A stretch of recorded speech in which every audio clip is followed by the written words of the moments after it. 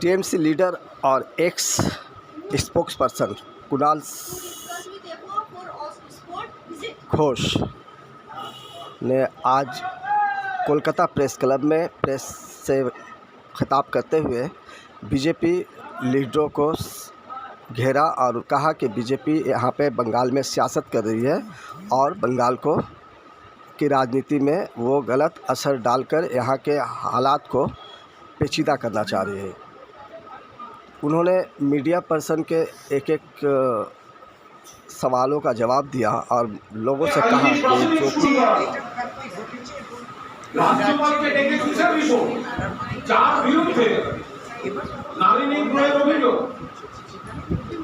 যিনি সাংবিধানিক প্রোটেকশনটা নিয়ে বাকিদের কেন দিয়ে বেড়াচ্ছেন, ফলে সেই রাজ্যপালকে ডেকে বাংলা নিয়ে বৈঠক নয়, সেই রাজ্যপালকে অবিলম্বে বাংলা থেকে সরানো, বরখাস্ত করা, আইনের বিচারের মুখে আগে এই রাজ্যপালকে ফেলে দেওয়াটা কেন্দ্রীয় স্বরাষ্ট্রমন্ত্রীর উচিত। কিছুক্ষণ আগে সুকান্ত মজুমদার বিজেপির প্রতিনিধি দল রাজভবনে গিয়েছিল, সেখানে তারা বলছেন যে ছাত্র সমাজের আন্দোলনকে যেভাবে আটকানো হয়েছে সেটা লজ্জার। পরবর্তীতে যদি এটা বুমেরাং হয় তাহলে মমতা বন্দ্যোপাধ্যায়কে রাজ্য ছেড়ে পালাতে হবে। এইসব কথাবার্তা সুকান্ত মজুমদার অন্য জায়গায় বলবেন। মমতা বন্দ্যোপাধ্যায় আর তৃণমূল কংগ্রেস দীর্ঘ আন্দোলনের মধ্যে দিয়ে সিপিএম এর সরকার এবং পার্টির সন্ত্রাসের মধ্যে দিয়ে আজকে পশ্চিমবঙ্গের দায়িত্বে রয়েছে। ছাত্র সমাজের নামে যাদের দিয়ে আপনারা ডেকেছিলেন ও তো আপনাদের ক্যাডার, সবাই দেখেছে ব্যারিকেডটা কারা ভাঙতে গেছে, পুলিশকে কারা আক্রমণ করেছে, আইসি চণ্ডীতলার মাথা কারা ফাটিয়েছে, দেবাশিস চক্রবর্তীর চোখ কারা নষ্ট করেছে, ব্যারিকেড ভেঙে পাথর ছুঁড়ে গন্ডগোল করে অরাজকতা তৈরি করা কিছু গুন্ডা করেছে, তাদের বিরুদ্ধে আইনগত ব্যবস্থা নেওয়া উচিত। আর সুকান্ত মজুমদার কোন রাজভবনে গেছেন? যে রাজভবনে মহিলারা নিরাপদ নন, যে রাজ্যপালের বিরুদ্ধে ক্রাইম এগেইনস্ট উইমেন অভিযোগ করেছে, যে রাজ্যপাল পুলিশের তদন্ত ফেস না করে, যে রাজ্যপাল সাংবিধানিক প্রোটেকশন নিয়ে ঘুরে বেড়াচ্ছেন, তার কাছে গেছেন এই ইস্যুতে। আগে রাজ্যপালকে ন্যায় বিচারের মুখোমুখি করতে বলুন, তারপর কথা বলবেন। কালকে মুখ্যমন্ত্রী আবেদন করলেন জুনিয়র ডাক্তারদের কাছে যে গরিব মানুষের চিকিৎসা কাছে কথা দেবে, মানবিকতার স্বার্থে তাদের তুলে নেন তারা, কিন্তু তারা জুনিয়র ডাক্তার আজকেও ঘোষণা করেছেন তারা অবস্থান অবরোধ রাখছে। জুনিয়র ডাক্তারদের প্রতি তাদের যে আবেগ, তাদের যে সহকর্মীর ভয়ঙ্কর মৃত্যু নির্যাতন, তাদের আবেগ, তাদের প্রতিবাদকে মাননীয় মুখ্যমন্ত্রী এবং আমরা সমর্থন করছি। কিন্তু ডাক্তারি এমন একটা পেশা, তার সঙ্গে মানুষের জীবন মৃত্যু জড়িত, ফলে কর্মবিরতি দিনের পর দিন চললে মৃত্যুর খবর এসছে, লক্ষ লক্ষ পরিবারের হয়রানি চলছে, রোগীদের হয়রানি চলছে। মাননীয় মুখ্যমন্ত্রী বারবার অনুরোধ করেছেন, গতকালও অনুরোধ করেছেন, যেটা পশ্চিমবঙ্গ, আপনাদের প্রতি আপনাদের আবেগকে আমরা সম্মান দিই। দিল্লি এফআইআর করেছে, আমরা করিনি, আমরা করব না, কিন্তু আপনারা দয়া করে কর্মবিরতিটা তুলে নিন।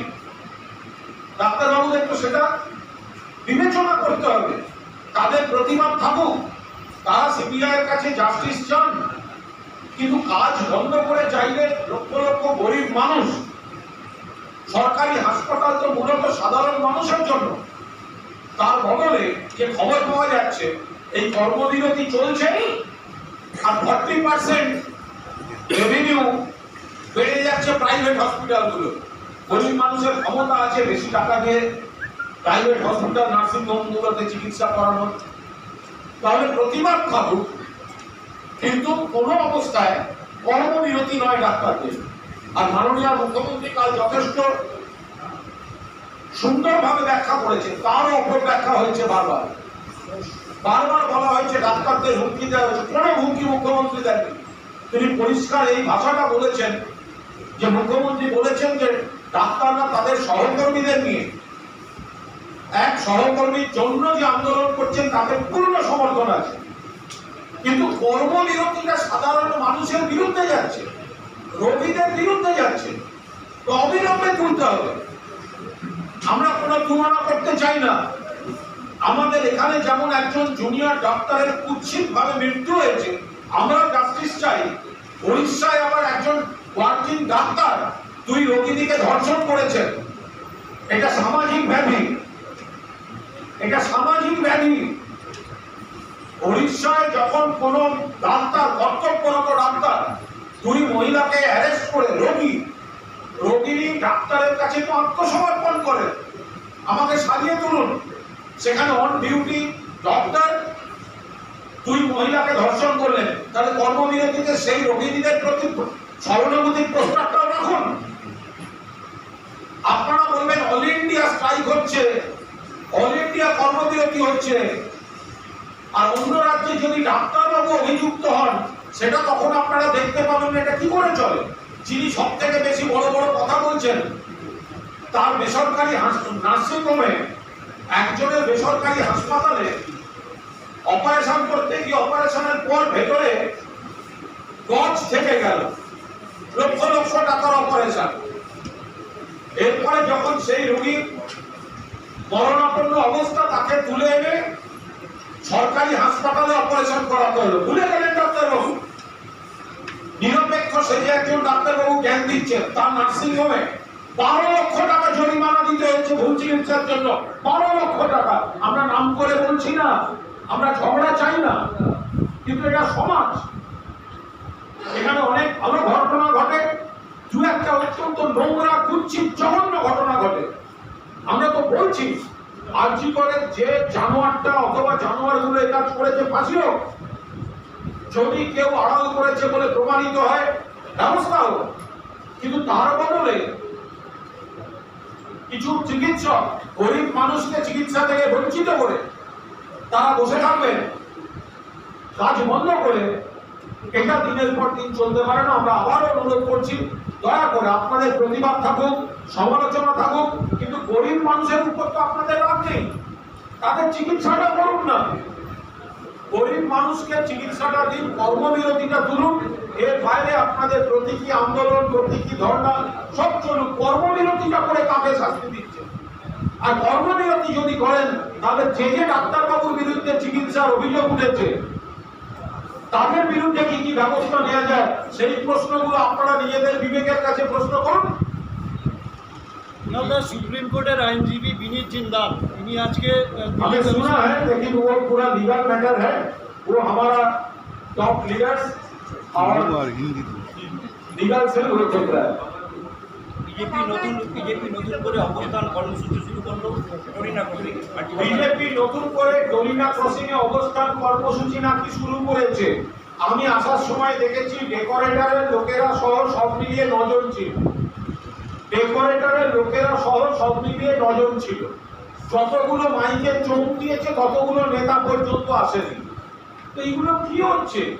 বিজেপির রাজ্যে উন্নাও, হাতরাস, প্রয়াগরাজ, মণিপুর, গুজরাটের বিলকিস, এপাশে মধ্যপ্রদেশ, কদিন আগে বদলাপুর, গতকাল দেখেছেন উত্তরপ্রদেশে 2টি মেয়েকে নৃশংসভাবে হত্যা করে ঝুলিয়ে দেওয়া হয়েছে, আত্মহত্যা বলে চালাচ্ছে। আর বিজেপি এখানে নাটক করতে আসছে। সোনার মেয়ে সাক্ষী মালিকরা ব্রিজভূষণের বিরুদ্ধে শ্লীলতাহানির কমপ্লেন করেছিল, তাদের উপর লাঠি চালিয়েছিল এই বিজেপির পুলিশ। ব্রিজভূষণকে সংসদ থেকে সরায়নি। ফলে বিজেপি অরাজকতা তৈরির জন্য এসব নাটক করছে। অধীর চৌধুরী রাস্তায় নেমেছেন, মিছিল করছেন। আর আজকে অধীর চৌধুরী তিনি রাস্তায় অধীর চৌধুরীকে জিজ্ঞাসা করুন নির্ভয়া কাণ্ডের পর দিল্লির রাস্তায় মিছিল করতে গেছিলেন কিনা। আরজিকর কাণ্ড আমরা কেউ ডিফেন্ড করছি না, দোষী ফাঁসি হোক, যদি কেউ আড়াল করে থাকে ব্যবস্থা হোক। কিন্তু এই সিপিএম, বিজেপি, কংগ্রেস তাদের সময় তাদের রাজ্যে একের পর এক ঘটনা ঘটবে, আর এখানে আসবে নাটক করতে। এটা চলতে পারে না। 24 ঘন্টার মধ্যে মমতা ব্যানার্জির পুলিশ একজনকে অ্যারেস্ট করেছে, সিবিআই আজ পর্যন্ত কাউকে অ্যারেস্ট করতে পারেনি। অধীর চৌধুরী, আপনি আগে জবাব দিন। দিল্লিতে যখন কংগ্রেসের সরকার ছিল, শিলা দীক্ষিতের সরকার ছিল, নির্ভয়া কাণ্ডের পর আপনি কোনোদিন একটা প্রতীক চালিয়েছেন কিনা? তারপর এখানে নাটক করতে আসবেন। নিজের কেন্দ্রে এই কারণে আপনি তৃতীয় হয়েছেন। সেখানে প্রতিবাদ চলছিল বিভিন্ন জায়গায় কয়েকদিন ধরে, যেটা দেখা যাচ্ছে ছাত্র সমাজের আন্দোলনে, তারপরে বিরোধী রাজনৈতিক দলগুলো পথে নামছে, বিজেপি, সিপিএম আছে, কংগ্রেসও। এই জায়গা, প্রতিবাদের জায়গা থেকে কি সম্পূর্ণভাবে আমরা পরিষ্কার বলছি, we want justice, we also want justice. আমরা বিচার চাই, আমরাও বিচার চাই। আমাদের পুলিশ 24 ঘন্টার মধ্যে অ্যারেস্ট করেছে, তারপর 14 দিন হয়ে গেছে, কোনো অ্যারেস্ট হয়নি। কিন্তু বিচার চাই আন্দোলনটা থেকে ওটা জিনিসটা সরিয়ে চেয়ার চাইতে ঘুরিয়ে দিয়েছে এই শকুনের রাজনীতি করা দলগুলো, সিপিএম, বিজেপি, কংগ্রেস। যাদের সময়, যাদের জমানায়, আজকের খবর দেখুন, সিপিএম এর একজন এমএলএ, তার বিরুদ্ধে ধর্ষণের কেসে এফআইআর হয়েছে, আর সিপিআই এর আরেক নেত্রী তার ইস্তফা চাইছে। আজকের খবর, আজকের খবর। তো ফলে এরা বিচার চাই এই বিষয়টাকে সস্তা রাজনীতিতে পরিণত করে ছেড়ে দিয়েছে। তৃণমূল কংগ্রেস কিন্তু এখনো বলছে, মমতা ব্যানার্জি বলছেন, অভিষেক ব্যানার্জি বলছেন, তৃণমূল কংগ্রেস বলছে বিচার চাই। নবান্ন অভিযানে যে রাজনীতি ছাত্র সমাজের বিভিন্ন নেতাদের পুলিশ গ্রেপ্তার করা শুরু করেছে, বিরোধীরা বলছে একটা স্বৈরতান্ত্রিক মনোভাব নিয়ে। কেন স্বৈরতান্ত্রিক মনোভাব? কিসের স্বৈরতান্ত্রিক মনোভাব? যখন সাক্ষী মালিকরা রাস্তায় আন্দোলন করে, তখন দিল্লির পুলিশ যখন সাক্ষী মালিকদের মেরে তুলে নিয়ে যায়, তখন স্বৈরতান্ত্রিক মনোভাব বলতে লজ্জা করে না? এখানে বলছেন স্বৈরতন্ত্র তো দিল্লিতে, স্বৈরতন্ত্র তো সিপিএম এর সময় ছিল। নবান্ন অভিযান হলে 14 জনের লাশ পড়ে গেছিল, ও মহাকরণ অভিযানে 1993 সালের 21 জুলাই 14টা লাশ পড়েছিল বিনা প্ররোচনায়, কংগ্রেসের জমানা। দেখুন, এই ছাত্র সমাজের, কোন ছাত্র সমাজ সে তো আপনারা ভালো রকম বুঝতে পারছেন। যারা পুলিশের কাছে অনুমতি ছাড়া লোককে প্রভোকেশন দিল, তার জন্য এত বড় গন্ডগোল, এত সম্পত্তি নষ্ট, এত পুলিশ যখন, এতজন হতাহত, তাহলে যারা পারবে না তাদের বিরুদ্ধে পুলিশ অ্যাকশন নেবে না, কি কোনো কথা হলো? যদি কোনো দল তারা পারমিশন নিয়ে করতো, তাদের বিরুদ্ধে ব্যবস্থা হতো।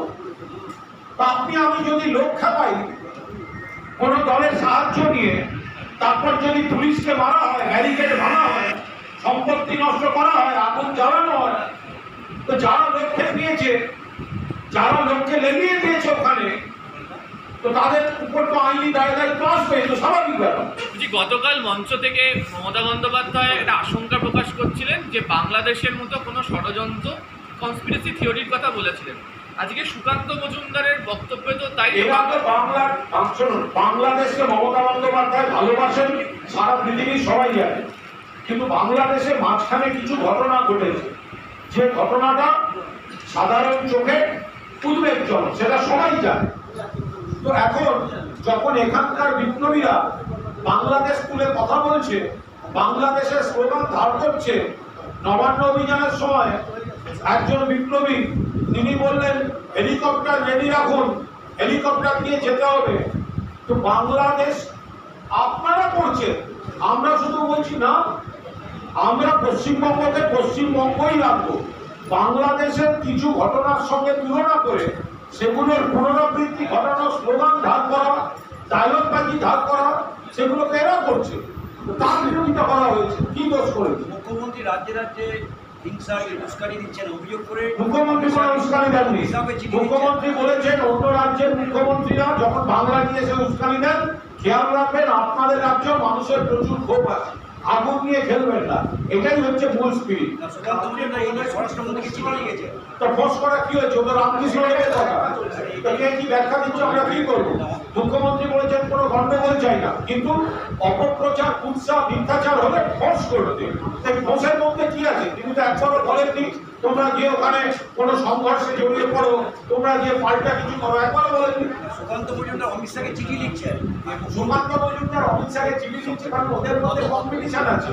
ওখানে শুভেন্দু মাঝে মাঝে অমিত শাহর সঙ্গে দেখা করে হলদে ফুলের তোলা, হলদে গোলাপ নিয়ে ছবি দেয়, সুকান্তকে তখন ঢুকতে দেয় না। ওই শুভেন্দু চায় সুকান্ত অমিত শাহের কাছে হলদে গোলাপ নিয়ে ছবি দেয়, সেই জন্য সুকান্ত বাবু এখন অমিত শাহকে চিঠি লিখছেন, আমিও আছি। ওদের নিজেদের মধ্যে লড়াই চলছে। Thank you.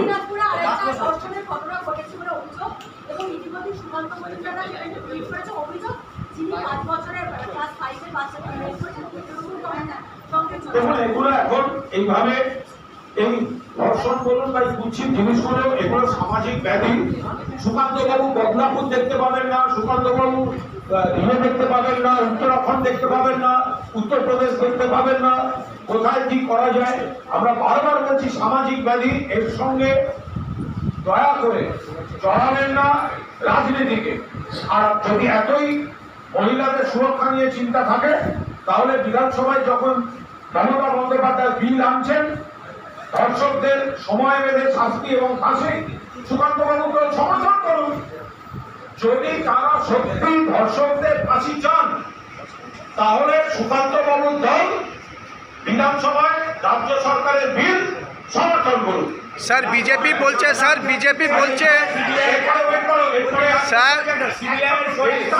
সিবিআইয়ের পরে ইডি সন্দীপ ঘোষের বিরুদ্ধে মামলা রুজু করবে। আচ্ছা, এটা তো আইনি বিষয়, ফলে এটা নিয়ে কোনো কমেন্ট করবো না। যারা তদন্তকারী এজেন্সি তারা তদন্ত করছে, যদি কোনো গরমিল পায় তারা ব্যবস্থা নেবে, গরমিল না পেলে ব্যবস্থা নেবে না। এটা যার বিরুদ্ধে হচ্ছে তিনি এবং তার আইনজীবীরা বলতে পারবেন, এটা নিয়ে কোনো মন্তব্য করবো না। Thank you. Told that from my side at this moment there is no comment. They want to disturb West Bengal. Their target is Mamata Banerjee, is BJP and anti-Bengal lobby. They are trying to disturb Mamata Banerjee and Bengal. So they have planned in many ways. But in this case, our legal members, they are looking after this case. दादा, आज सुकांतो मजूमदार राज्यपाल से मिलने गए थे और उन्होंने कहा है कि संविधान में रहते हुए देखिए, ये सुकांत मजूमदार जिस राज्यपाल से मिलने गए थे उसके खिलाफ राजभवन में क्राइम अगेंस्ट वीमेन एलिगेशन है और वो कॉन्स्टिट्यूशनल प्रोटेक्शन लेके बैठे हुए हैं। पहले तो वो कॉन्स्टिट्यूशन प्रोटेक्शन छोड़ दीजिए और न्याय विचार के लिए वो इन्वेस्टिगेशन फेस उनको करना चाहिए। तो सुकांत मजूमदार जिसके पास जा रहा है उसके खिलाफ ही तो एलिगेशन है। दादा, आज 3 ऑडियो क्लिप सामने आई है जहां पर आरजीकर की असिस्टेंट सुपरिंटेंडेंट विक्टिम के फादर को कह रही हैं कि सुसाइड है। ये you see, if there is any audio, if that audio is genuine, then that is up to CBI. I don't know whether it is true or fake. I don't know. It may be true fact. It may be fake. I don't know. So this is up to CBI. They have to cross-check it, and whichever step is needed, they have to take those steps. लेकिन दादा 16 दिन हो गया है, अभी तक कोई अरे 16 दिन हो गए, यही तो बात है। जो इंसिडेंट हुआ था with in 24 hours Calcutta police ने उसको अरेस्ट कर लिया। उसके बाद तो चला गया सीबीआई के पास। तो अभी 16 डेज हो गया है। सीबीआई क्या कर रहा है सीबीआई? ये वो लोग तो ये जो विलम्ब कर रहा है वो तो मौका दे रहा है भाजपा को, यहाँ पर एनआरकी तैयार करने के लिए मौका दे रहा है। Governor is going to Delhi again and plan governor should first resign. Governor और Delhi should remove this governor Delhi should remove this governor because crime against women, the allegations are very much against this governor. So Delhi, instead of calling him and taking report about Bengal, first they should remove this governor. Sir CBI की व्यर्थता के बारे में क्या कहेंगे? वो CBI director बताएंगे। এখানে কিন্তু একটা গুরুত্বপূর্ণ প্রেস কনফারেন্স হবে, সিনিয়র সিটিজেনরা থাকছেন, বিশিষ্ট